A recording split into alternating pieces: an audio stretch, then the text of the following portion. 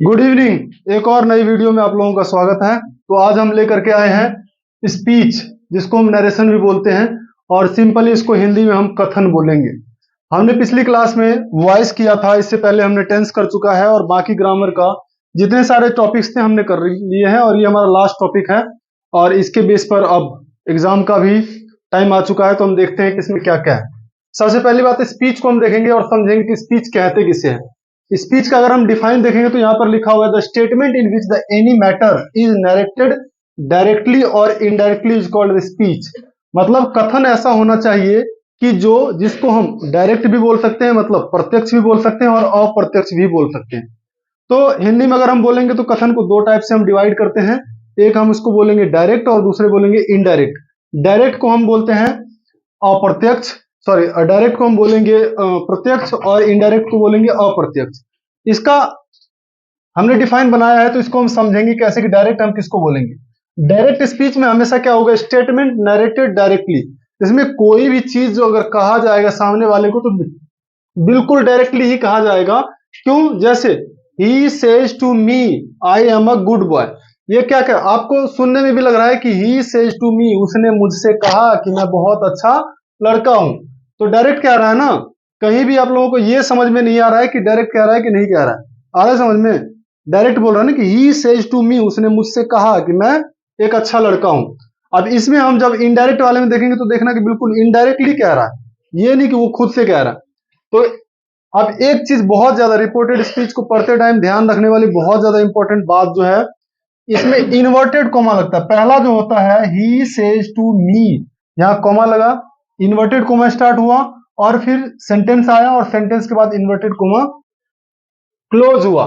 जब inverted comma close हुआ, मतलब इन्वर्टेड कॉमा के अंदर वाले पार्ट को हम रिपोर्टेड स्पीच बोलेंगे, या रिपोर्टेड क्लॉज भी बोल सकते हैं। ये याद रखना है, अंदर वाले को क्या बोलेंगे, रिपोर्टेड स्पीच या रिपोर्टेड क्लॉज। जो बाहर है उसको रिपोर्टिंग स्पीच बोलेंगे। बाहर वाले को रिपोर्टिंग स्पीच या रिपोर्टिंग क्लॉज भी बोल सकते हैं। अब हम बात करते हैं कि इनडायरेक्ट स्पीच को, इसको हम क्या बोलेंगे, अप्रत्यक्ष कथन। जैसे स्टेटमेंट नरेटेड इनडायरेक्टली, यहां पर स्टेटमेंट को इनडायरेक्टली बोला जाएगा, किसी को सेम डायरेक्टली नहीं बोला जाएगा। जैसे ही टेल्स मी, उसने मुझसे कहा, that he is a good boy. किसके बारे में बोल रहा है? किसी तीसरे के बारे में ही बोल रहा है। He is a good boy, उसने मुझसे कहा कि he is a good boy. तो ऐसा लग रहा है कि डायरेक्ट मुझे कह रहा है, किसी के बारे में कह रहा है। तो यही है इनडायरेक्टली। जैसे सपोज डेट तुम लोग देखते हो ना कि सहेलियों में लड़ाई हो जाता है, तो मैं तुमसे बात नहीं कर रही हूँ, पड़ोस वाले से बात कर रही हूँ, नाम नहीं लेकर के बाकी बात उसी से कर रहे होते हैं। ऐसा होता है ना। हाँ, तो सेम ऐसा यहाँ पर भी ऐसे ही है। बोलना मैं इनडायरेक्ट स्पीच में बात कर रही हूँ। He tells me that he is a good boy. उसने मुझसे कहा कि वह एक अच्छा लड़का है। डायरेक्ट नहीं बोल रहा कि you are a good boy या I am a good boy. आ गया समझ में? डायरेक्ट इनडायरेक्ट समझ में आ गया? इजी है। बहुत सारे रूल को देखने की जरूरत है। हम जनरल रूल देखेंगे, general rules to change speech, speech को बदलने के लिए जनरल रूल्स देखेंगे। और ये बहुत ही ज्यादा बढ़िया रूल है, जो आपको सारे टीचर नहीं कराएंगे। ठीक है? क्या है? 1 2 3 SON। ठीक है? किसी को 3 बेटा है, ऐसे याद रख लेना। किसी को कितने बेटा है? 3 बेटा है। पहला बेटा बदलेगा किसके तरह? First person change according to subject. ठीक है? अभी कैसे होगा अभी बताएंगे। ठीक है? दूसरा क्या है? दूसरा कैसे चेंज होगा? Second person. सेकेंड का मतलब क्या है? Second person change according to object, object accordingly change होगा। और थर्ड पर्सन, थर्ड पर्सन को कोई चेंज कर नहीं पाता है। ठीक है? नालायक होता है, मतलब तीसरा बेटा चेंज नहीं होता है ना, वो ऐसे ही रहता है। तो थर्ड पर्सन नो चेंज। अब यहां पर देखते हैं, जो ये वाला होता है, ये रिपोर्टेड स्पीच का पार्ट होता है। 1 2 3 रिपोर्टेड स्पीच, इस वाले का, इस वाले का है ना, ये रिपोर्टेड स्पीच, ये वाले पार्ट का। तो 1 2 3 first person, second person, third person, इसमें देखना है। ठीक है? किसमें देखना है? इसमें देखना है। चेंज तो ये वाला करेंगे, और चेंज होगा किसमें? रिपोर्टिंग स्पीच में, इसमें चेंज होगा। चेंज करेंगे इसके अकॉर्डिंगली, लेकिन चेंज होगा कहां पर? बाहर वाले में चेंज होगा। अभी कैसे होगा बता रहे हैं। जैसे अगर हमने यहां पर देखा, हमने यहां पर क्या देखा कि रिपोर्टेड स्पीच में हम चेक करेंगे, चेंज करेंगे हम रिपोर्टिंग स्पीच में। तो first person change according to subject, यहां पर देखते हैं कि आई, आई कौन सा पर्सन है? फर्स्ट पर्सन होता है ना, क्योंकि कल के क्लास में कराया था, आज इसलिए मैंने वो चार्ट लिखा नहीं। ठीक है, आई क्या होता है, फर्स्ट पर्सन होता है, तो I change according to subject, तो इसमें सब्जेक्ट क्या है, ही है ना, समझ में आ रहा है। इसी ही के चक्कर में ये आई ही में बदल गया, यहां पर देखो ही में बदल गया, आया समझ में। दूसरा देखो, ऑब्जेक्ट की बात कर रहा है, तो ऑब्जेक्ट यहां पर क्या है, ऑब्जेक्ट यहां पर क्या है, बॉय है ना, ठीक है। तो ऑब्जेक्ट की तो चेंज करने की जरूरत है ही नहीं यहां पर, क्योंकि यहां पर क्या था, आई था, इसलिए हमने आई को चेंज किया था, आई को हम चेंज किए थे अकॉर्डिंग टू सब्जेक्ट। अगर मान के चलते कि यहां पर यू रहता, मान लेते हैं कि यहां पर यू रहता, तो क्या करते, यू चेंज अकॉर्डिंग टू, मतलब सेकेंड पर्सन है यू, और चेंज किसके तरह हुआ, अकॉर्डिंग टू ऑब्जेक्ट, और ऑब्जेक्ट क्या है, मी है, और मी ऑब्जेक्ट कौन से पर्सन का आता है, फर्स्ट पर्सन का, ठीक है। फर्स्ट पर्सन का मी है, तो ये यू क्या बन जाता वहां पर, ही की जगह पर आई बन जाता। तुम लोगों को समझ में नहीं आ रहा होगा क्योंकि ये नई चीज है, लेकिन 3 बार 4 बार प्रैक्टिस करने के बाद ये चीजें बहुत आसान हो जाएगी, और बहुत इजी तरीका से लिखा है मैंने। तो ये समझ में आ गया, 1 2 3 क्या है, SON क्या है, ठीक है, ये रूल है। और देखने की जरूरत है कि अगर हम नोट में कुछ बातों को याद रखें हमेशा, तो ओनली चेंज नंबर और पर्सन, यहां पर जब हम हमेशा अगर करेंगे इसको, जब हम स्पीच चेंज करने के लिए जाएंगे तो नंबर और पर्सन को चेंज करेंगे, केस में कोई चेंज नहीं होगा, ठीक है। केस कैसे पता चलेगा, जैसे माइन है तो माइन का माइन ही रहेगा, जैसे हम आई का ऑब्जेक्ट क्या बनाएंगे, आई का ऑब्जेक्ट मी बनेगा, मी बनेगा ना, और इसी का अगर हम केस में ले जाएंगे तो ये क्या बन जाएगा, माइन बन जाएगा। तो माइन हमेशा माइन ही रहेगा, माइन में कोई चेंजेस नहीं होगा, ये याद रहा। इसके बाद ये चार्ट हम दे देंगे तो ये याद रह जाएगा, ठीक है। अब ध्यान रखना है कि यहां पर देखो सेज टू था ना, हमने इसको टेल्थ में कर दिया, क्यों कर दिया, तो इसके लिए कुछ रूल्स है। देखो यहां पर अगर से रहेगा, सेज रहेगा, सेड रहेगा, और उसके आगे टू नहीं लगा रहेगा तो कोई चेंज नहीं होगा, हूबहू इसी को उतार देना है।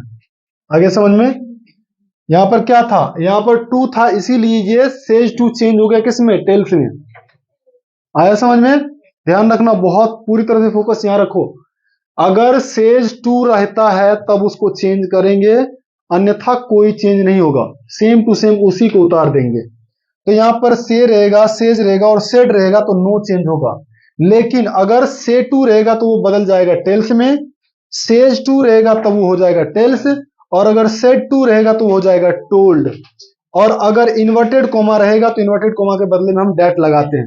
यहां पर देखो, यहां से इन्वर्टेड कोमा सारा हटाया है ना हमने, यहां से अगर इन्वर्टेड कोमा हटाया तो उसके बदले में हमने डैट लगाया, और ये रूल कहता है कि इन्वर्टेड कोमा के बदले में डैट लगेगा, ठीक है। यहां तक समझ में आया, किसी को कोई दिक्कत तो नहीं है ना। अब देखो किस किस टेंस को हम चेंज करेंगे, कौन कौन से टेंस ऐसा आ जाएगा जिसको हमें चेंज करने की जरूरत होगा। तो अगर कोई प्रेजेंट टेंस रहेगा तो हम उसको पास्ट में करेंगे, किसमें करेंगे, प्रेजेंट टेंस को हम पास्ट में चेंज करेंगे। अगर सिंपल पास्ट टेंस है तो उसको हम पास्ट परफेक्ट टेंस में चेंज करेंगे, किसमें करेंगे, पास्ट परफेक्ट में। और अगर पास्ट कॉन्टिन्यूअस टेंस रहेगा तो उसको पास्ट परफेक्ट कॉन्टिन्यूअस में करेंगे। तो मेनली ये 3 टाइप का ही टेंस चेंज होता है, कितने, ये 3 टाइप का चेंज जो टेंस है इसमें चेंजेस होगा, और बाकी पास्ट परफेक्ट हो गया, पास्ट परफेक्ट कंटिन्यूअस हो गया, और फ्यूचर का कोई भी टेंस है तो वो चेंज नहीं होगा, लिखा हुआ यहां पर, इसमें कोई चेंज नहीं होगा। अब ये बोलोगे ये याद कैसे रखेंगे, तो टेंस तुम लोगों को पहले करा रखे हैं, इसीलिए पहले टेंस कराते हैं ताकि तुम लोगों को पता रहे कि ये सारी चीजें कैसे आएगा और कैसे कैसे हम इसको चेंज करेंगे। अब हम देखते हैं कि चेंज ऑफ टेंस में क्या क्या चीज हमें ध्यान रखना है। जब रिपोर्टिंग वर्ब प्रेजेंट या फ्यूचर में रहे तो रिपोर्टेड स्पीच के टेंस में कोई बदलाव नहीं होगा।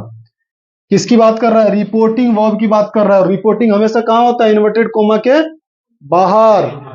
तो इन्वर्टेड कोमा के बाहर वाले सेंटेंस को देखना है और उसमें देखना है कि किस में रहेगा, या तो प्रेजेंट में रहेगा या फ्यूचर में रहेगा। अगर प्रेजेंट या फ्यूचर में है तब उसको कोई चेंज नहीं करेंगे। सेम यहां पर क्या था, से या सेज था तो कोई चेंज नहीं हुआ था ना, लेकिन यहां पर क्या था, सेड टू था, चेंज हो गया ना, टोल्ड में टू लग गया था, चेंज हो गया था ना। आया समझ में, हाँ, तो यहां तक समझाया था ना, दोबारा मेहनत करना पड़ेगा। Important rule for to change the direct to indirect, तुम लोगों को ही फायदा होगा, चलो देख लेते हैं इसको। अगर V2 रहेगा तो इसको चेंज करेंगे हैड में, अगर एम इज आर रहेगा तो चेंज करेंगे वॉज या वर में, वॉज वर रहेगा तो हैड बीन में चेंज करेंगे, और हैज और हैव रहेगा तो हैड में चेंज होगा। कैन हो जाएगा कुड में, मे माइट में, सेल शुड में, और विल वुड में। यहाँ पर अगर शुड वुड कुड माइट और ऑट टू और मस्ट अगर रहेगा तो नो चेंज होगा। इसको सेम एज इट इज उतार देंगे उस साइड, कोई चेंज नहीं होगा इसमें।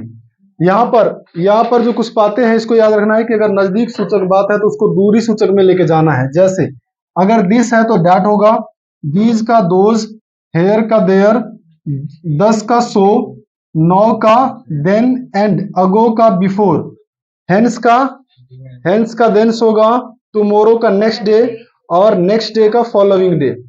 यहाँ पर क्या है, यस्टरडे का प्रीवियस डे होगा, टुनाइट का दैट नाइट, और टुडे का दैट डे।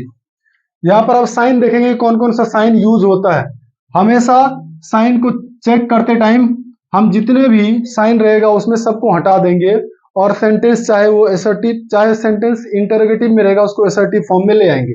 असर्टिव का मतलब ये होता है कि SVO, सब्जेक्ट वर्ब और ऑब्जेक्ट। मतलब पहले इसमें क्या आएगा, सब्जेक्ट आएगा, फिर वर्ब आएगा, और फिर ऑब्जेक्ट आएगा। All sentence change into the SVO। ठीक है। दूसरा रूल, पहला रूल क्या कह रहा है कि सारे साइन को हटा देंगे। दूसरा क्या कह रहा है कि सबको हम SVO पर ले आएंगे। और फिर कर रहा है तीसरा क्या कह रहा है कि इंटरोगेटिव सेंटेंस अगर रहेगा तो इन्वर्टेड कोमा के बदले में क्या आएगा, इफ या वेदर आएगा, और सेड या सेड टू के बदले में आस्क आएगा। पहले क्या आ रहा था, सबके अकॉर्डिंगली टेल था तो टेल्स हो रहा था, और से था तो टेल्स हो रहा था, और अगर सेज टू था तो क्या था, उसका भी टेल्स हो रहा था, लेकिन अगर सेड टू है तो टोल्ड हो रहा था। तो इस तरह से यहाँ पर आस्क होगा। क्यों? क्योंकि इंटरोगेटिव का मतलब ये कि क्वेश्चन पूछ रहा है कोई। अब हम यहाँ पर सेंटेंस देखते हैं कि he said to me, are you a honest leader. तो ही क्या है, ही सेड टू मी। हमें देखना इसमें है। ठीक है। हम जितने भी चेंज करेंगे इसमें चेंज करेंगे, लेकिन हमें चेक करना है इसमें इन्वर्टेड कोमा के अंदर जो है उसमें हमें चेक करना है, और बाकी चेंज करना है बाहर वाले में। तो हमने यहाँ पर क्या देखा है कि are you a honest leader. तो यू जो है, यू क्या है, सेकंड पर्सन है। यू सेकंड पर्सन, तो यू सेकंड पर्सन होने के साथ साथ इसको चेंज करेंगे अकॉर्डिंग टू ऑब्जेक्ट। तो ऑब्जेक्ट जो है, ऑब्जेक्ट मी है, मी क्या होता है, फर्स्ट पर्सन होता है, चेंज अकॉर्डिंग टू सब्जेक्ट। तो यहां पर हम देखेंगे कि ही तो ही सेम आ जाएगा, सेड टू के बदले में आस्क आ जाएगा, मी सेम यहां पर आ गया, इफ लगा, और you change according to object. Object है मी है फर्स्ट पर्सन का, तो इसलिए क्या हो गया, आई हो गया। I was a honest leader. दूसरा है कि राम सेड टू सीता, राम ने सीता से कहा, why are you cooking food for me this time. Ram ने सीता से कहा कि तुम मेरे लिए इस समय क्यों खाना बना रही हो। ठीक है। तो राम आस्क पूछा ना, उसने पूछा सीता से, वेदर, इफ या वेदर दोनों में से कोई भी लगाओगे तब भी कोई गलती नहीं है। इफ भी लगा सकते हो, वेदर भी लगा सकते हो। ठीक है। She was a cooking food for him that time. यहां पर तीन चीज ध्यान रखना है। एक तो आस्क बदला है, यहाँ वेदर लगा है, यहाँ सी बदला है, और यहाँ पर हिम बदला है, और यहाँ पर दिस टाइम के बदले डैश टाइम बदला है। तो इस सेंटेंस में टोटल जो है कितना, 5 चीजें बदला है। तो 5 चीज को देखते हैं। सबसे पहले आस्क तो पता है कि सेड या सेड टू और इंटरोगेटिव सेंटेंस रहेगा तो आस्क लगेगा ही लगेगा। इंटरोगेटिव में हमेशा आस्क लगेगा। इन्वर्टेड कोमा के बदले में पहले से ही पता है कि इफ या वेदर लगेगा। अब यहां पर देखते हैं सी कैसे आ गया। यहां पर क्या था, यू था, you change according to, you क्या है, सेकंड पर्सन है, second person change according to object. Object क्या है, सीता, सीता के अकॉर्डिंगली तो सी आ गया। सीता क्या है, गर्ल्स है, गर्ल्स के लिए सी यूज होता है। अगर बॉयज रहता है यहाँ पर तो ही यूज होता है। तो क्या आ गया, she was a cooking food for him. अब हिम क्यों आ गया यहाँ पर, हिम यहाँ पर देखते हैं कि मी बोल रहा था ना, मी फर्स्ट पर्सन है, चेंज अकॉर्डिंग टू सब्जेक्ट। तो सब्जेक्ट है राम, राम थर्ड पर्सन का है तो थर्ड पर्सन का ही आएगा यहाँ पर हिम। ठीक है, ऑब्जेक्ट। फिर क्या हो गया, दिस टाइम के बदले में दैट टाइम चेंज हो गया। ठीक है, आया समझ। तो माइक का आवाज ऑफ होने के बाद दोबारा मेहनत करना पड़ा। आया समझ, दोबारा कोई फायदा भी लगा। कुछ बच्चे तो फोन में ही लगे हुए थे।